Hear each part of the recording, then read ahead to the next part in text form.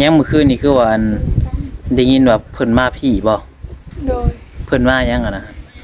เอาน้องฮีนมาเอาน้องฮีนโดยน้องฮีนเพิ่นมานอนพี่บ่ทีแรกฮะโดยอื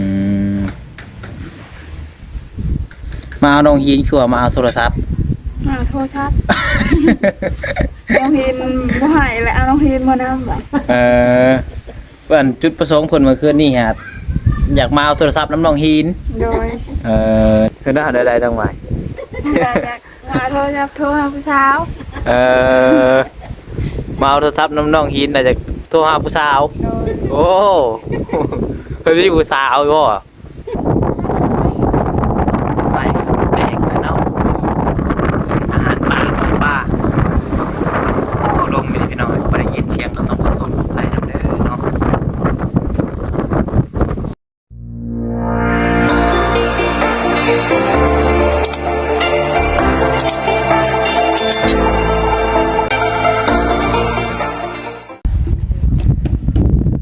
พี่น้องเนาะตอนนี้พาพี่น้องมา FC มาลินมาว่านำทางน้องไม้ก่อนบัดพี่น้องฟ้ากล้องก็มีแต่ญี่ปุ่นโทรศัพท์กันบ่ได้อันเข้ามาอัปเดตนะเพิ่นหลายมือเติบเพียงเนาะบ้านนี้ก็บ่ได้เข้ามาถ่ายพี่น้องเอ้ยหลังจากที่แล้วเฮือนน้องจอยเนาะ2-3 มื้อ4 มื้อบ่จักพี่น้องบ่ได้คำน้องไม้เนาะพี่น้องก่อนอื่นเบิดกับทักทายสบายดีสวัสดีพ่อแม่พี่น้อง FC เบิดสุคนเด้อพี่น้องเด้อว่าสิอยู่ฝั่งลาวฝั่งไทยอยู่ทางต่างประเทศเนาะยินดีต้อนรับเข้าสู่ช่อง YouTube น้องพัดไซชาแนลอีกแล้วพี่น้องมาพบมาพอกับน้องพัดไซวันนี้มาหาน้องไม้ก่อนเถอะน้องมาเยี่ยมยามเพิ่นเป็นจังได๋ก็ได้ยินข่าวมีทางดีแล้วก็บ่ดีพี่น้องเนาะเดี๋ยวไปถามไปนำกันเลยเนาะ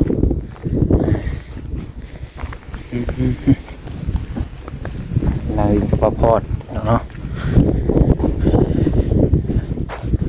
สบายดีเด้อทั้งสองเด้อน้องไม้กับป้าพอดเลยคือสีเย็นๆแน่อยู่นี่เนาะเดี๋ยวมื้อนี้มันเย็นอยู่แล้วเนาะยังใส่ก็เย็นพี่น้องเลยแต่ว่าคะแนนว่าฮ้อนดีๆกับเพื่อนน้องไม้นี่เย็นเนาะแบบว่าพอมีลมว่อยๆมาเนาะเพลงใส่เด้นี่จะพูดแล้วคนไหน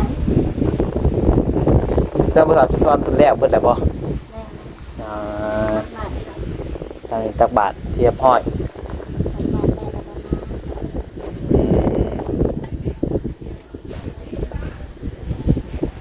หิวกันนอนไม่ตื่นเลยนอนจะต้นผู้บ่อน้องไม้โดย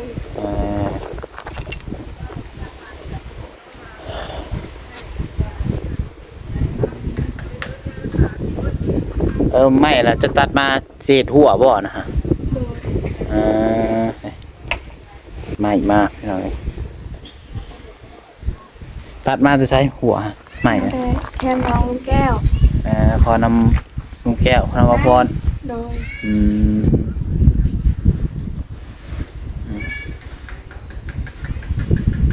เริ่มพังไปนำแล้วเนาะสีเห็ดปลูกยังอ่ะนะบัวกาดบัวกาดเนาะผู้อยู่แล้วว่าดินจะหอดใสความมีรักแดงข้างใน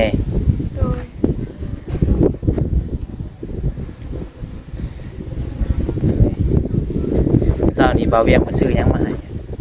หมอน้ำฮ้อน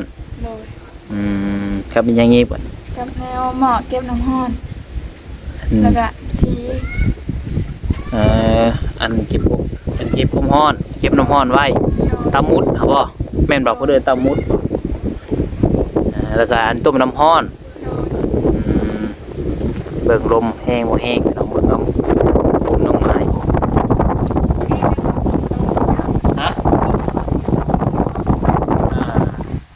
พอตกที่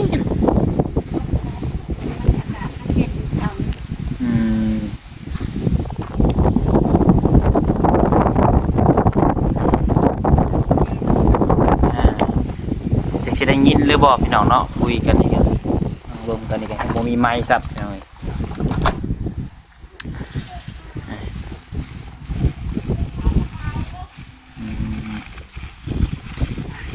สีตัวเป็นยังบริทาแล้วเบิดฮะจนทางในฮะเทิง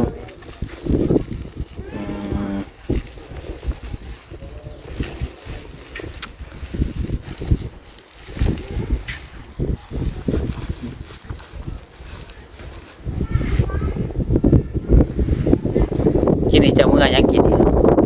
น้องฮีน เอาน้องฮีน โดย ใส่ บ่อยากกินข้าว จะกินข้าว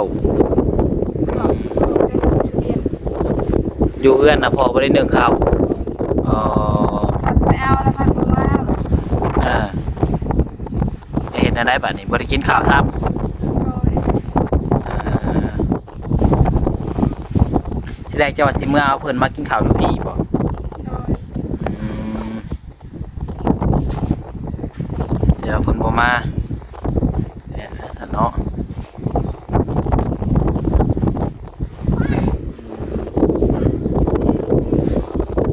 พอกับบนหนึ่งฮอดข่าวฮอดน้ำน้องเทก็บริหนึ่งบนน้องทีครับ น้องเทไปพูดนึงยังไม่ตื่นแต่นอนซะ ยังเขาบ่ตื่นจะเมื่อฮะ โดย ที่เท่า มาเบิ่งตามกระชามชี พ่อเจ้าเพิ่นเมาบ่ โดย เพิ่นเมาเหล้าหรือบ่ได้หนึ่งฮอดข่าวฮอดน้ำ โดย ยังมื้อคืนนี่คือว่าได้ยินว่าเพิ่นมาพี่บ่ โดย เพิ่นมายังอะนะ เอาน้องฮีน มาเอาน้องฮีน โดย น้องฮีนเพิ่นมานอนพี่บ่ทีแรกฮะ โดย มาเอาน้องฮีนคือว่ามาเอาโทรศัพท์ มาโทรศัพท์น้องฮีนบ่หายแล้วเอาน้องฮีนมานำแบบ เพิ่นจุดประสงค์เพิ่นเมื่อคืนนี่ฮะอยากมาเอาโทรศัพท์น้ำน้องฮีน โดย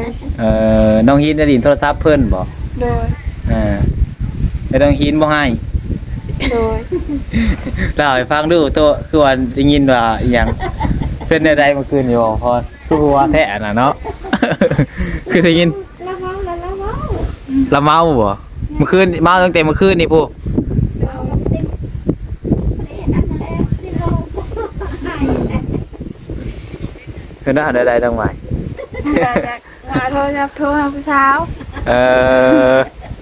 มาเอาโทรศัพท์น้องหินน่าจะโทรหาผู้สาว โดย โอ้เฮ้ยมีผู้สาวบ่ โอ้มีเนาะแบบว่าชื่อ ข่อยก็ได้ยินแต่น้องจ้อยเว้าเนาะข่อยก็ว่าคือว่าน้องจ้อยว่าเอาเลยหัวแอกๆๆอยู่ว่าเมื่อคืนนี้พอน้องไม้มาฮอดเฮือนว่ะมาเอาโทรศัพท์เพิ่นว่าเพิ่นญาติผู้สาวน้อยโทรมาเพิ่นว่าโอ้เพิ่นมีผู้สาวน้อยบ่วะ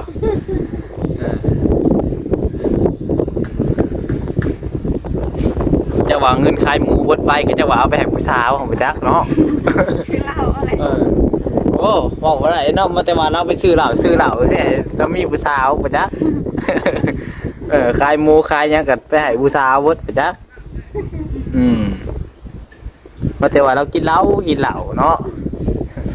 เงิน4-5เซนเงินเท่าไรขายหมูล้านบ่ โดย ข้าวเดียวเบิดว่ะมันก็กินเหล้ามันก็หน่วยเหล้ามันก็กินเบิด100,000ครับมันก็อยากห่วยเมาก็แปะแล้วเบิด100,000กันเนาะเหล้ามันก็บ่ได้แพงขนาดกินเบิดล้านหนึ่งมันสิบ่ได้นะผู้บ่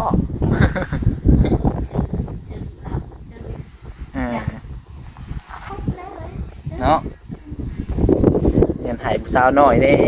เหล้าเด้เมาใจใหญ่เด้เมาเนาะ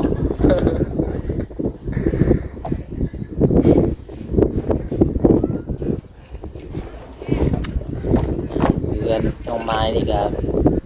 น้องไม้ก็คือสิฮู้แล้วเนาะทางตัวสิแจ้งเจ้าเห็นแล้วบ่คลิปเพิ่นน่ะ เห็นแล้ว แจ้งเลยนะ แต่ว่าสิเฮ็ดหัวให้อยู่แต่ว่าโดน ยังบ่ฮู้ว่ามือใดเนาะเพิ่นเฮ็ดคลิปออกมาแจ้งนะพี่น้องเอ้ยคือเพิ่นว่าคือ คือทางน้องไม้นี่ผู้รักผู้ใหญ่แรกเอื้อยชิระเนาะเพิ่นเอื้อยใช่เป็นเนาะเพิ่นว่าสิ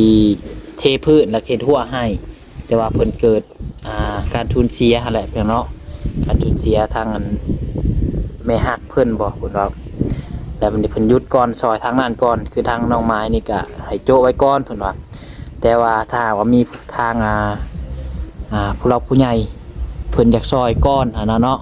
ซอยเทให้น้องไม้เฮ็ดให้น้องไม้ก่อนนี่ก็เฮ็ดได้เพิ่นว่าเนาะ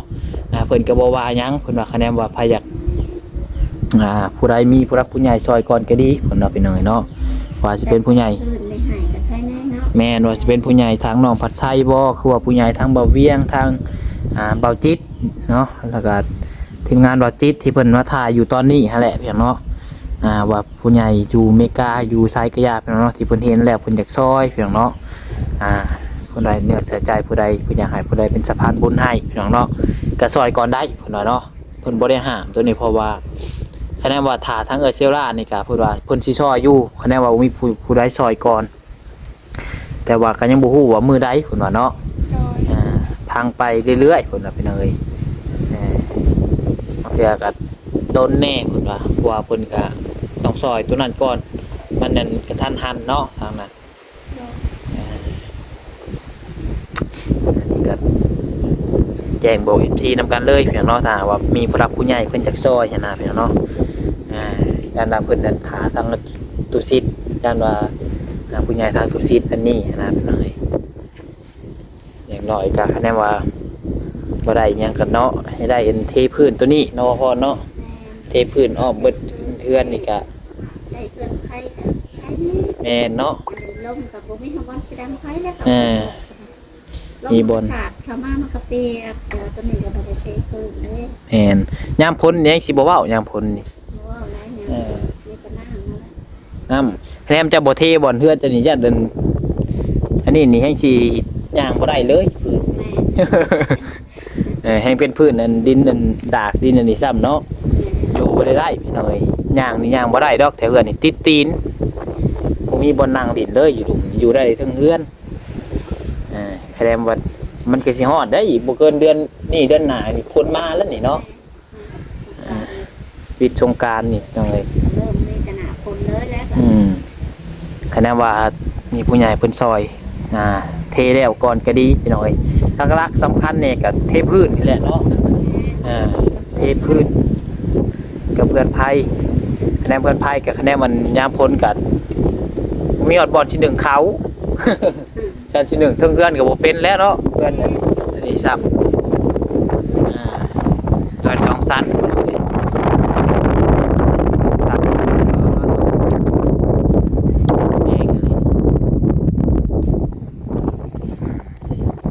กินข้าวกับย่างชามือนี่ ตะขอไข่ ขอไข่ โดน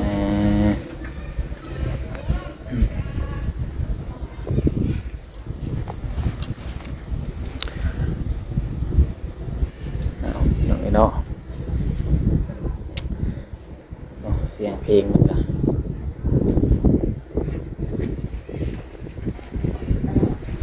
นั่งโต๊ะจะบ่มีทางมันไปปล่อยโลเลย มี FC เพิ่นว่าอันซ้ำซาได้เฮือนครัวเพิ่นว่าเอาอันดินบล็อกมาอันอิหยังเฮ็ดขังบ่อนเฮาดังไฟก่อนเพิ่นว่ามาก่อบ่อนเฮาดังไฟก่อนมาเรียนกันหั่นน่ะ โดย ซ้ำซาได้เฮือนครัวมีผู้หลักผู้ใหญ่เพิ่นซอยดีกว่าอันบ่มีแนวขังเนี่ยเนาะเอาดินบล็อกมาก่อนก็ได้แม่นเรียงเฮ็ดเป็นสี่เหลี่ยมเนาะแมนดังขึ้นพอมีบอลดังฟืนดังไฟก็พอ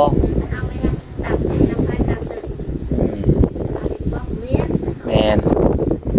ดินบล็อกมาเรียนอันนี้ก่อนพอดินบล็อกมันก็บ่ได้เห็ดอย่างนี้มันเรือเลยเนาะเรือลายเลยพี่น้องเอ้ยผมเอามาเห็ดรถนี่ยังมันเป็นประโยชน์เห็ดเอาอีกอย่างก็อยู่ยิงผู้เดียวพี่น้องเนาะอยู่เฮือนผู้เดียวสงสารอยู่พี่น้องเนาะจากสิเลี้ยงลูกยังนะแน่เนาะ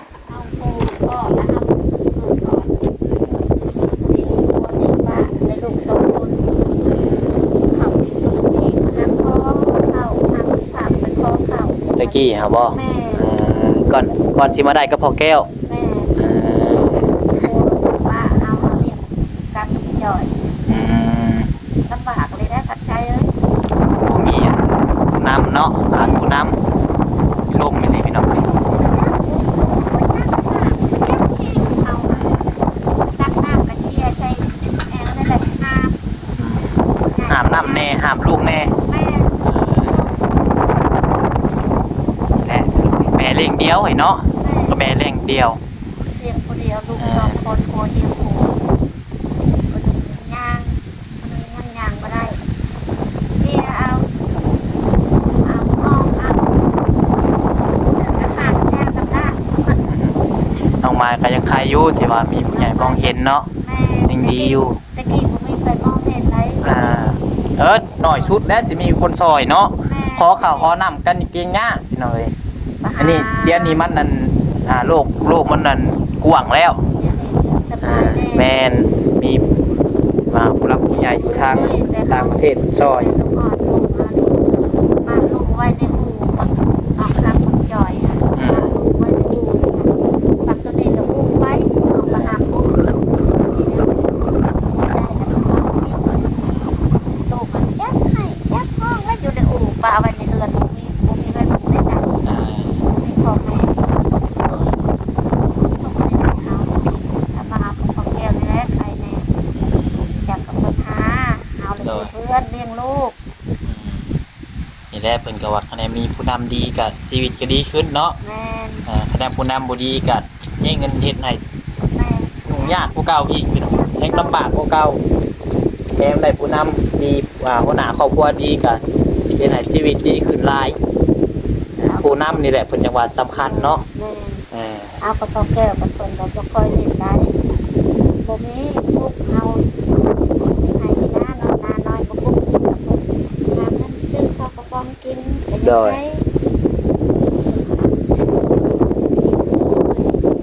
ป่าลูกน้อยอะไรจะเกิด อ่า ปหาคบได้กบได้เขียดนั่นนี่เอาไปให้ โดย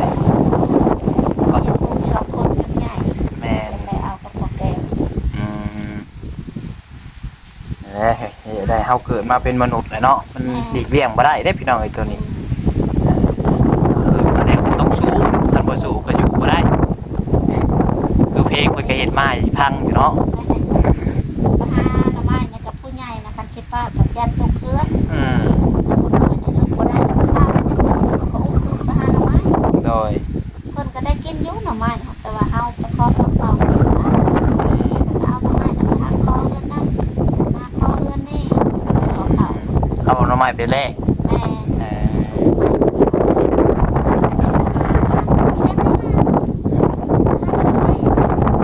ไปแลกนะเนาะอาหารป่าของป่าโอ้ลมมีพี่น้องบ่ได้ยินเสียงก็ต้องขอโทษขออภัยนำเด้อเนาะ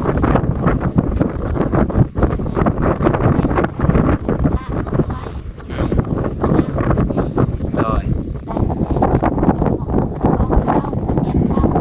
เอาไงกันไปแลกกันเนาะกันไปขอละลากันเพิ่นกันชวนน้อยสิให้เนาะนี่คือว่าพรเราให้ FC พังก่อนสิได้ครับพอสังแก้วเออ ตอนที่ได้นี่ก็พันโอ้ อืม เท่าไร น้องไม้นี่ก็แสดงว่ามีก็มีคือคนที่ดีก็ยังใครอยู่เนาะขึ้นอยู่ว่าน้องไม้ฮะ เนี่ยเราขึ้นจักได้อยู่บ่บ่อยากได้เออ เออเปล่าได้ว่าขึ้นบ่อยากได้เนาะมันหนักมีจักมือ นี่ จังหวะชีวิต คือเฮานี่แหละฮะว่าโอ้ยเพื่อผู้ชายโมจนว่า ว่าเอาแล้วผัวนี่เนาะ ให้เฮาถูกเลยนะเฮาลำบากฮะบอกเฮาบ่เอา อืม คนที่ได้กับพ่อแก้วจะได้กับผู้ใหญ่คนเว้าให้ อืม เฮาแล้วบ่ได้เล็กบ่ได้นั่นเฮาเบื่อค่ะยัดข้าวต้มอีกคือเก่า คือคนดีก็ดีน้องไม้ไอ้ผัวนี่ก็เนาะ เฮาก็เป็นเขาก่อน แม่นบ่แม่นว่าท่านได้ท่านเอาเด็ด แม่ ว่าเอาแบบนั้น ผู้ชายเลยคุมเอา ก่อน ฟังก็ได้น้องไม้เอ้ย ก่อนแหละ เออเขาก็ต้องเบิ่งเพิ่นไปจนโดนเนาะต้องเวลามั่นใจว่าเพิ่นดีกับเฮากับลูกเฮาเพิ่นสิเบิ่งเฮาได้เฮาก็จะ ได้บอกเอาจากใดเป็นของแก แม่น คนมาถามเอามาเรียกเอาบอกเอา เด้อ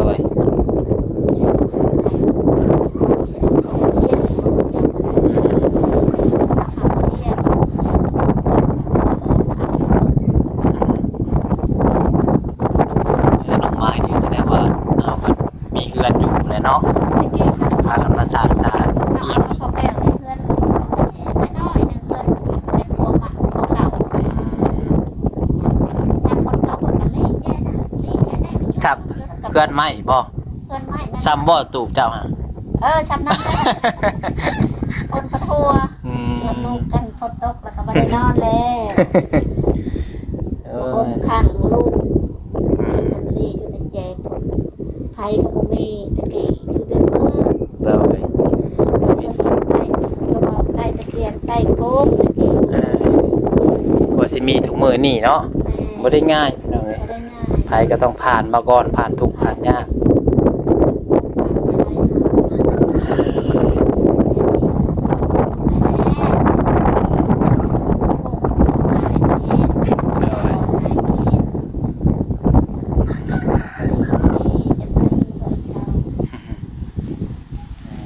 พี่น้องเนาะ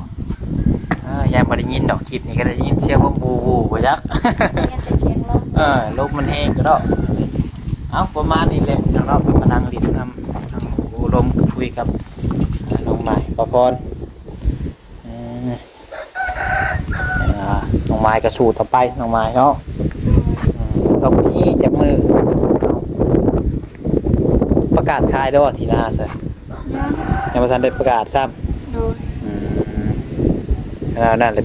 ภาพประกาศขายได้จังหน่อยอันลุงมากคือว่าอะไรบ่ได้น้ำตะกีบได้จังหน่อย